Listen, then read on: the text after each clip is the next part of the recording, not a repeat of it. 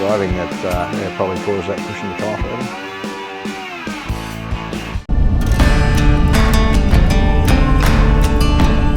Welcome to another episode of Travel Oz Off-Grid. Today we have decided to come and visit Gosses Bluff. It's a crater. I like a crater. It's kind of a difficult thing to film because it's so big. It just looks like more mountains and cliff faces. But from Google Earth, it actually looks a whole lot better, and it's a no drone zone, so you can't get the drone up to film anything. It's a sacred site, so we're just on our way in.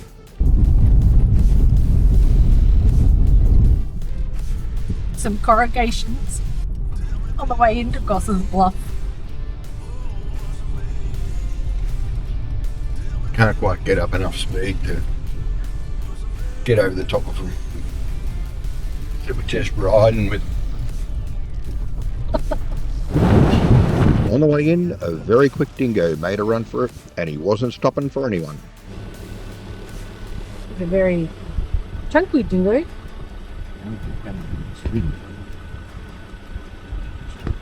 I'm not stopping.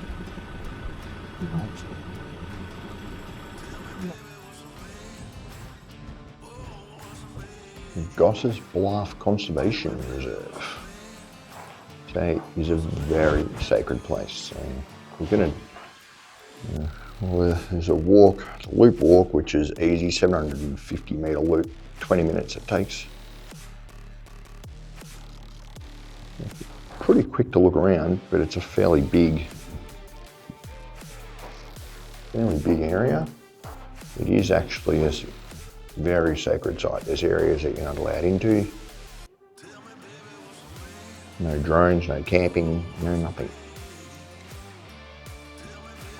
You're allowed to film with a camera or take photos, but that's about it. So we're just taking a quick walk to the southern lookout, and then we'll might head up to the northern lookout. It's a loop walk by the looks of it anyway, isn't it? Yeah, I think there was a loop walk, so maybe we just do the whole thing. Top there. Yeah, up the top of the hill.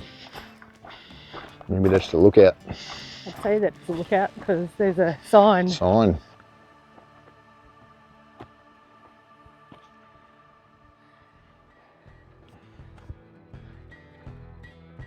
There we go, Gosses Bluff. Very much like a big crater. More impressive from the air. Whether it works or not. No, there's definitely no Platform. No places to really stand. No fences. Down you go. Watch your kids if you bring your kids up. If you're listening, pleasure now. We also have 2 microphones now, so you can hear both of us. So. Don't know whether that's a good thing. And I might be a fair way away from Tam with the camera, but you can still hear her grunting and groaning over the large rocks. There you go. So Gosses Bluff is actually an impact crater from a meteorite. There's a whole lot of them scattered. So Hakita or Boxhole is a long way from here, 1400 clicks. Altunga is also one out at where we were last week. Hart's Range, Bond Springs, all impact craters from either meteorites or comets. Just heading up to the southern lookout, not quite as specky as its northern neighbour, but probably serves a different purpose. Only one day in the early morning, a man climbed the rocks hunting for kangaroo. When he came back, he found all his people, men, women and children, were dead, killed. He knew that the Kaditcha men had done it. This man went off, told all the rest of his family who lived along the nearby ranges. These people followed those Kaditcha men who came back from desert country to the south of here. The Kaditcha didn't make it back to their community. They were killed by the avenging family. So after the massacre, Norala became what Aboriginal people call a sorry place. No one has lived here since because of the sorrow over the loss of the family. It is out of respect for the people that passed away here that the Aboriginal custodians ask that visitors do not camp here.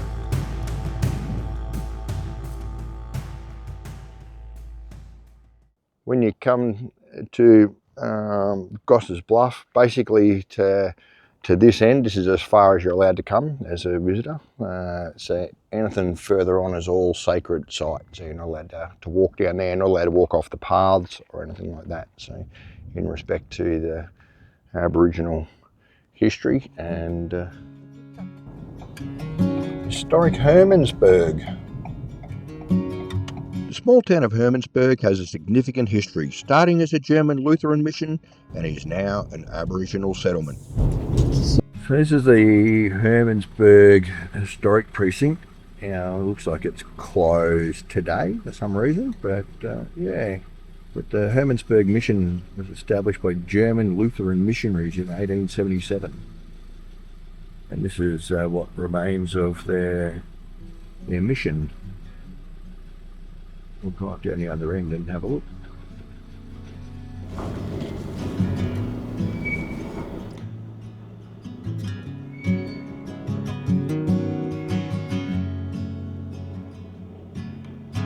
Old buildings in there. Shame it's closed. Yeah. Howdy. We thought that while in Hermannsburg we might try the local cuisine. Just as well, it also included a hamburger and chips. Burger with a lot. A little cold, pretty good. So I must say, the bizarre thing about Hermannsburg, such a small town in the middle of nowhere, has 2 supermarkets. Very small supermarkets. One there, supermarket, snacks, coffee, general goods, very well set up. Hot food, hot chips and hamburgers. And the other supermarket, which is where you get fuel. All fueled up and recovering from a dose of junk food, and we were headed for the Palm Valley.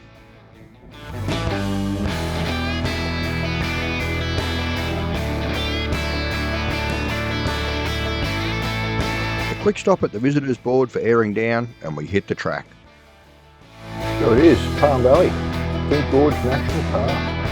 We're only going into Palm Valley, we're not actually doing the whole of the Fink Gorge there, which is a shame, it'd be nice to do that. So we are headed into Palm Valley. So entrance to Palm Valley is down the into Fink Gorge. It's a 4-wheel drive only, recommended high clearance, and yeah, at the moment it's a little bit corrugated, it's not too bad, it's a bit rocky. I've deflated the tyres, so fronts are down to 26, rears are at 36 and vans are at 34. So at this stage it's pretty comfortable. So this section of road's actually not too bad. It's a bit gravelly but not as corrugated. I'm sure that's going to change at some stage. And once we hit sort of a lot of the creek bed, so you do have to drive down the river bed of the Fink River. So yeah, should be an awesome drive.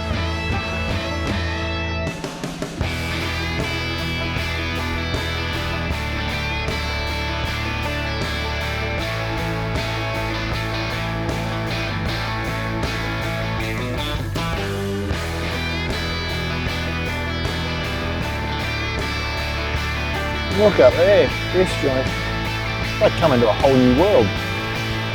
Oh. Whoa! Got a TAM negotiating the Palm Valley Road. So I've got to go back out the window because there's way too much to look at out there. That's amazing. As you can tell, I'm a little bit super excited. I've been waiting to come to Palm Valley for so long.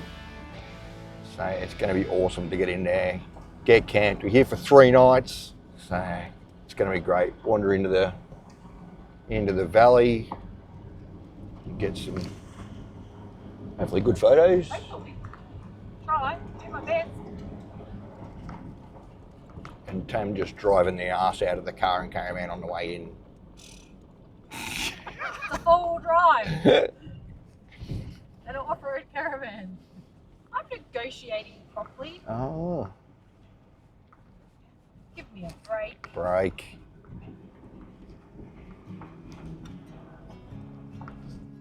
So we just pulled into the campground and we're site 6, so we just got to try and find out where that is. No doubt. Oh, well, you drove it in here. That means that you got to drive it out. That's the overflow camping.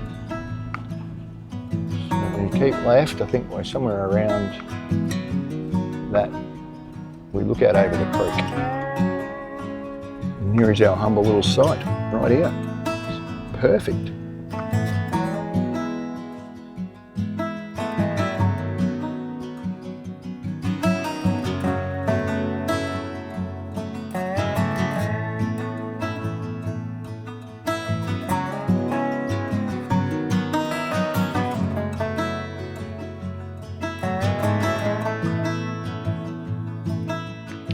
So we didn't do too bad.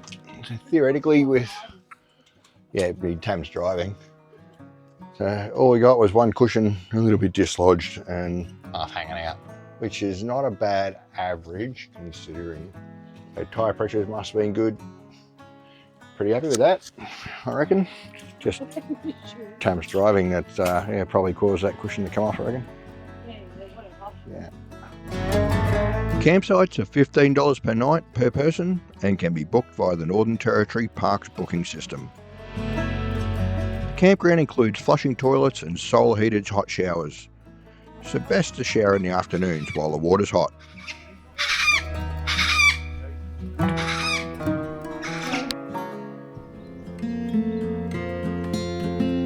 The river runs right along the campground and has a solid rock base, which would be great for swimming during the summer months.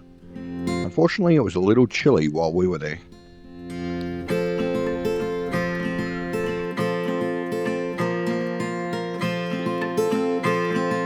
Okay, this morning we're on our way into Palm Valley from the campground. It's a high clearance 4-wheel drive track only on the way in, no camp caravans or camp trailers or trailers. And then once you get to the car park, you can then walk into the valley. The important thing here is to not bang the pumpkin on any of the rocks. The pumpkin made the dip.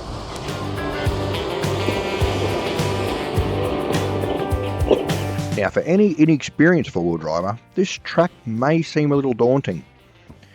But just take your time and with a careful wheel placement, you should be right. Or just tag along with someone that has some experience to provide advice.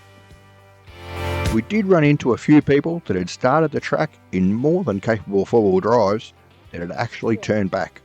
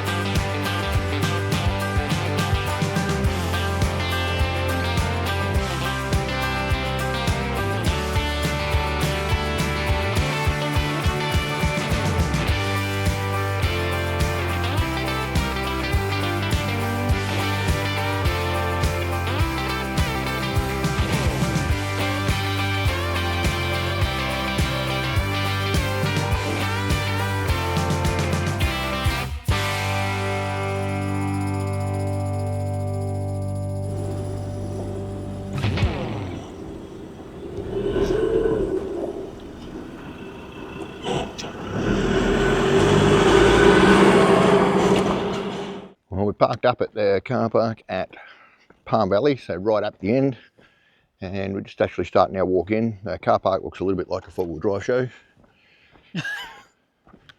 But we'll have a little bit of a look at the information centre. There's a couple of walks, so there's a 1 hour 2 kilometre loop or a 2 hour 5 kilometre loop. How are you feeling? Fine. Let's do the 5k loop and then we get kind of the best of both worlds. Okay, that's fine. We'll be back in time for lunch. What's the time? It's 10:45. Awesome. So Might start my 5k tracker. loops up that way. Upwards first. Do a hike. So the mystery in an arid world. The mystery of how the palms actually got to Palm Valley. And they're blaming it, or maybe not blaming it, maybe on the pelican. Red Cabbage Palm. So we're going to follow the blue triangles. The Aboriginal name for it is Mabulunginya Palm Valley. There you go. I'm not sure whether I actually pronounced that right, but that's the way it says that it is. I don't think you did pronounce it right. Well, but yeah, gave it a shot. that's right. You can only give it a shot.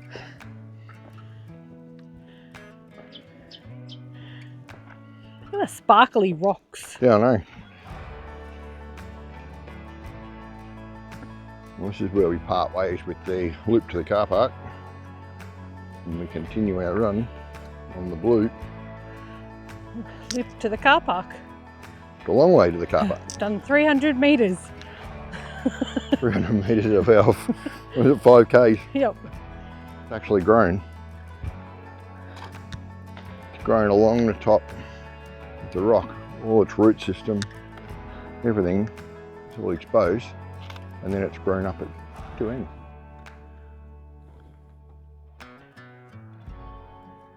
I guess when you're growing in a rock, you got to do everything you can to survive. Yep. This is the sparkles in the sand. Beautiful red colour.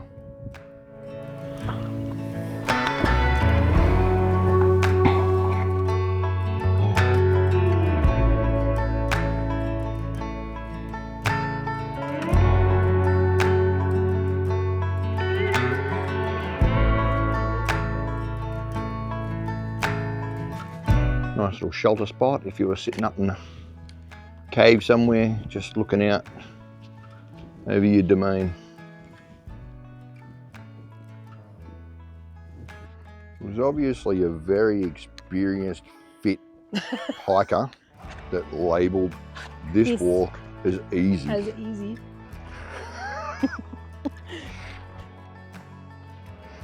It's just... Are you right? Take that, it's filming. I realise that. Yeah. That this is classed as easy. Oh. Well, considering there's just a slip sliding away here. Yeah. It's just lucky that the rocks are really grippy, like they're Are not. they? Or is it our shoes that are really grippy? Maybe it's our shoes that are really grippy. Okay, he says now and then slips on his ass. And Tam starts a rock slide and we all go down. Sorry, I think you had a very close view of Tam's bum just then. Why do people have to graffiti? I know it's only... Look at these tools. Absolute freaking tools. Why do you need to do that? Whoever that was, You're an idiot. bad person, bad. Just your average rock, you think. You Have come a down go at underneath. that. How'd they go at that? It's actually created its own little stand. The river must have been once at one point.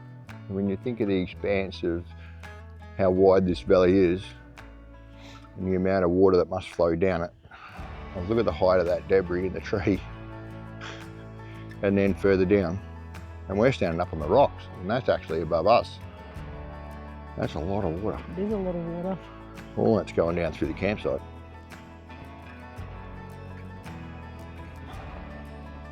All I can say is I hope it doesn't rain lots while we're here. A lot. A lot. Or upstream. Upstream. Find the arrows. Hang on, we're back to finding the track again. I saw someone's walking over there. And we saved the best till last. Palm Valley. And all the palms.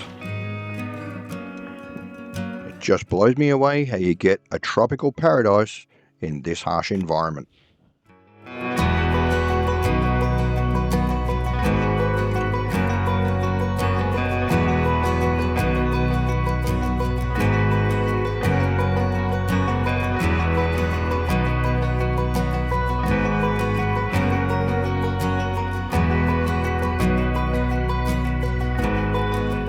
This is the only place in the world where you'll find these ancient red cabbage palms. Along the valley, there is approximately 12,000 plants creating this seemingly tropical oasis between the tall, red rocky walls of Palm Valley.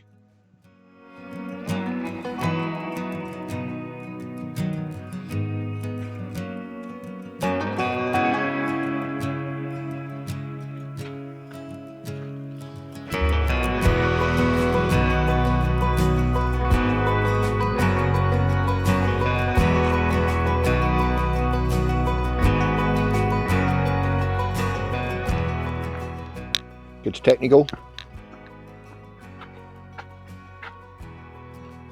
Maybe we came the wrong way. No, people have gone This way. Just gotta hang on. I don't think they would have come that way. No, I think they came across over there. Let's try over there. Through there, where you are. Yeah, let's see. It's the worst that can happen. Get wet feet, really. Sorry, palmy. It was certainly easier than trying to navigate that. I think it would have definitely ended up in the drink. I reckon someone else probably would have as well. Oh, would have definitely ended up in the drink. That's a given. Can anyone think that Luigi had just come along and just dumped his concrete here? Luigi. That's a huge chunk of conglomerate. Conglomerate. Well, I assume it's conglomerate. Isn't that conglomerate I don't like know. a whole heap of rocks in a rock? I don't know, babe. Maybe. We might look that up. Might have to. Plonk a comment below if we're right with conglomerate. Is it a rock made of a whole lot of other rocks? We'll have to look that one up. And then you get this magnificent little trail, winds its way through the middle of a rock. Like someone's laid them there. Continues on and comes out the other side. The palms combined with the mind-blowing patterns in the rocks truly make this place special.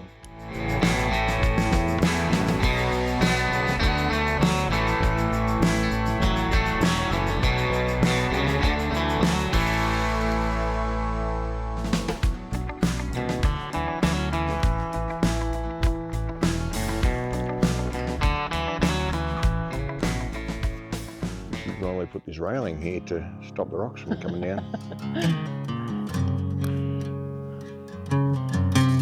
Obviously nothing's come down for a very long time to have this railing put here. But realistically, there's probably nothing stopping more coming down. It's all just sitting there.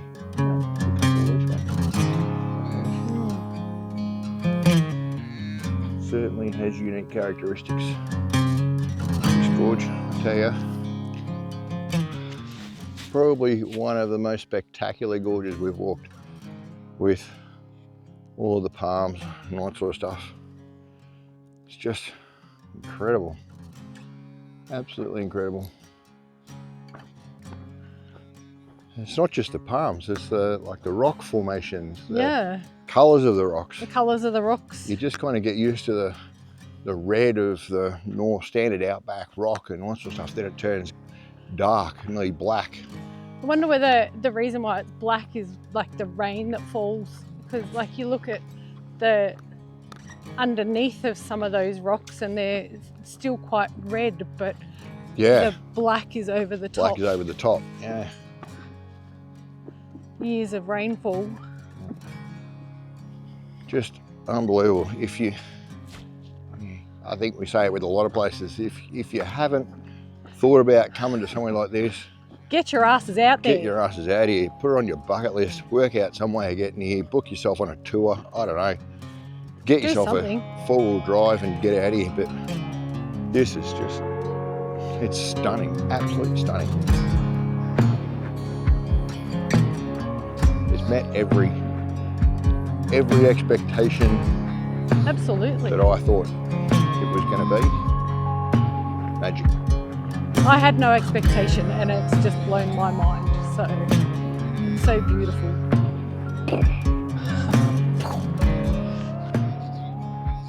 So Tam noticed when we got back from, or noticed at the Palm Valley Walk car park, that there was a whole lot of, looked like material or whatever else sitting on the ground next to my car.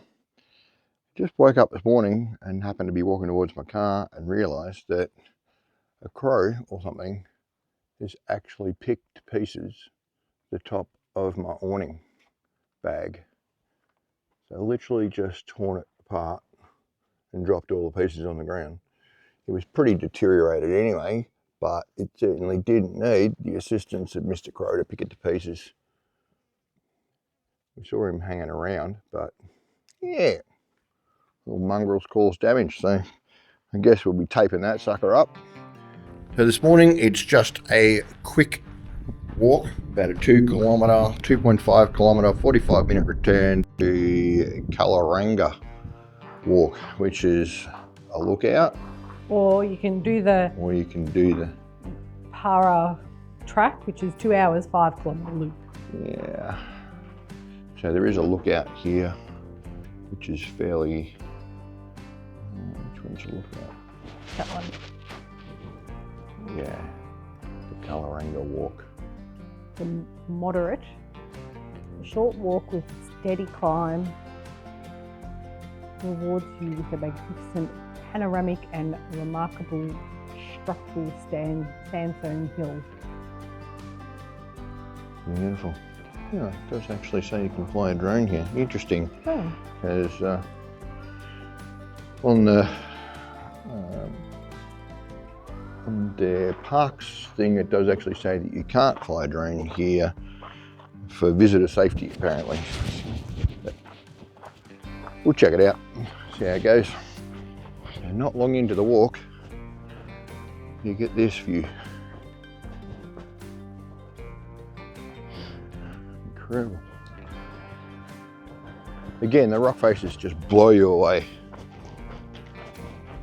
This ever-changing rock faces, different structure, different colours. Beautiful colours, amazing structures. Yeah, just random rocks sitting on top of other rocks. And probably have been for thousands of years.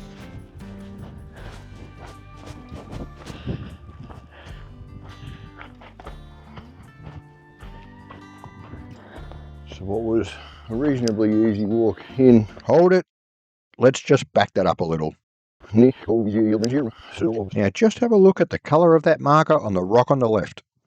Now look at the colour of the markers for the shorter Kalarranga walk we were supposed to be following. Any wonder it's taken longer than expected. So what was a reasonably easy walk in has slowly developed into an uphill climb. But as you can expect, it's a lookout, so it's got to be high somewhere.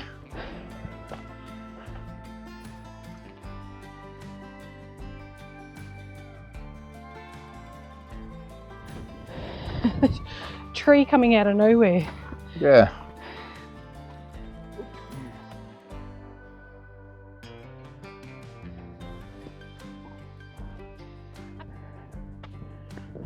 Better watch what I'm doing. Probably a good idea. It's a little bit sketchy if I lose balance.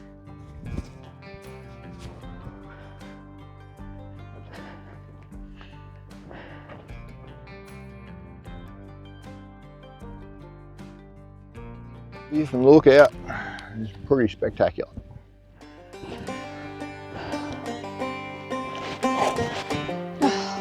And it goes over the top and down into the next gorge.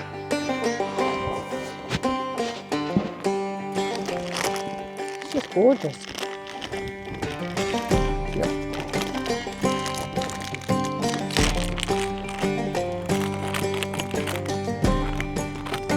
The chisels are awesome. Hmm? The chisels are awesome. So we're at the top and contemplated. We've decided to continue on and do the full loop. So we're continuing on down now the other side and around. Why not? You're only here once, eh? Exactly. Ooh, watch your head.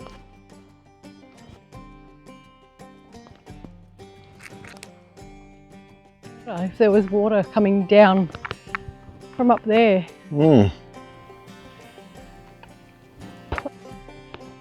At least you.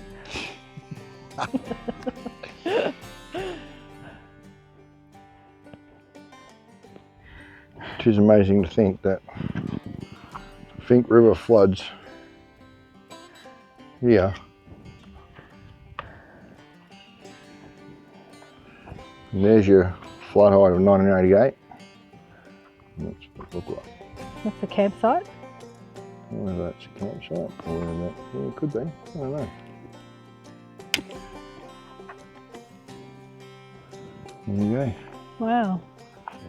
Last night we were sitting around, it was about 9 o'clock, something 9:30. 9:30ish. And we had our Starlink on and someone came into our camp from the dark.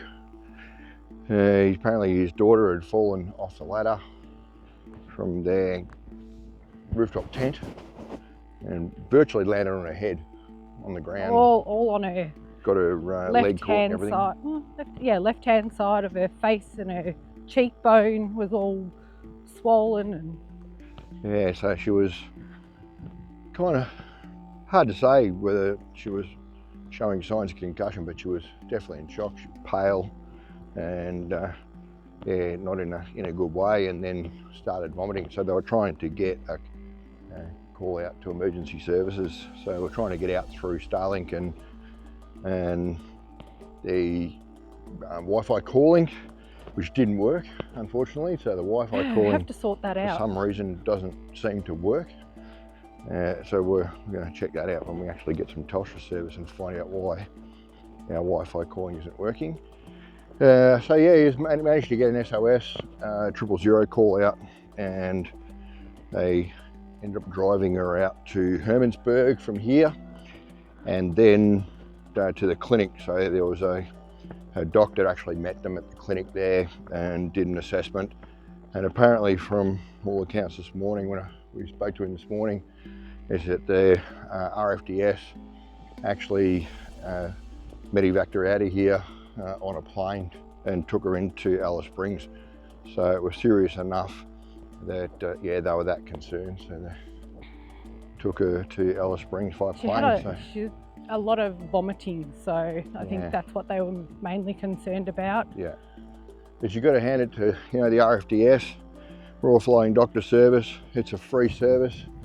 They rely on donations and a little bit of funding for grants and all sorts of stuff. So it's well and truly worth it, especially when you're in these remote areas. The Royal Flying Doctor Service is so important. As we saw from our earlier video when we went to visit their headquarters and museum. Yeah, which was fantastic. Yeah, so donate to the Royal Flying Doctors, people. So we went completely the wrong way. Well, that is an unexpected, 2 hour, 5 kilometre loop for us. Considering we didn't actually plan to do that, but kind of glad we did. It was a a good walk. Okay, so we were just actually having a look at the map of the walks and whatever else. Now we were going to do the Kalarranga walk to the lookout. To the lookout. So stupid us started following the blue arrows. Now, if you have a look on here, that's where we are. The Kalarranga walk is the orange arrows. So we actually did the full Mapara walk anyway, stupidly. and we actually did it in the wrong direction. So a note if you are coming here, is there is a direction to travel for this walk here. And it is around follow the arrows, surprisingly. It has a story along the way. There's a story along the way and you have to read each sign. So we got to see the ending before we got to read each sign down there. So, yeah. But that's all right. But anyhow. We can come back tonight and go up and do the sunset. It's only it's only a short walk. It's a short walk up there. Kalarranga walk. Yeah. I can't shoot at us.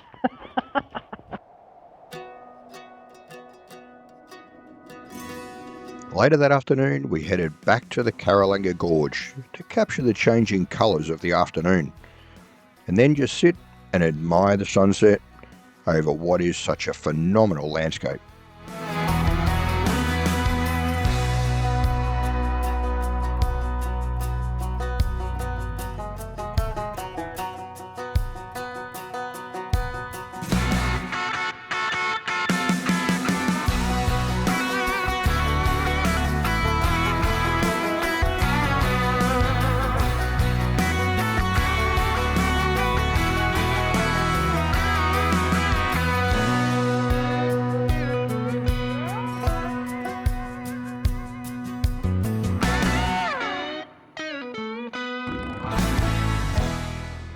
Well guys, after that sunset, we've walked up to the top of the hill, the original lookout we were going to come to with the orange markers. That's right.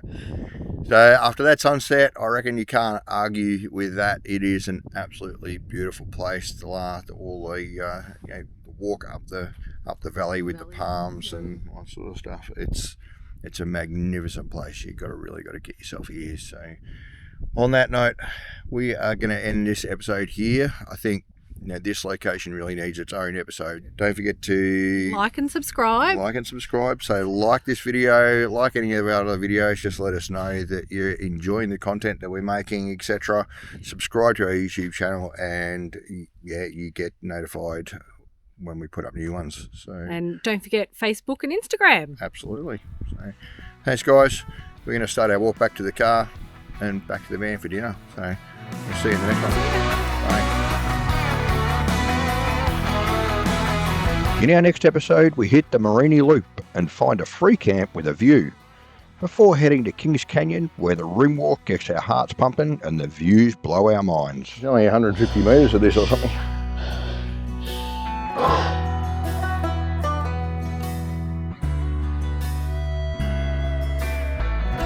And then Tam takes his seat as co-pilot as we take to the skies. See you next week.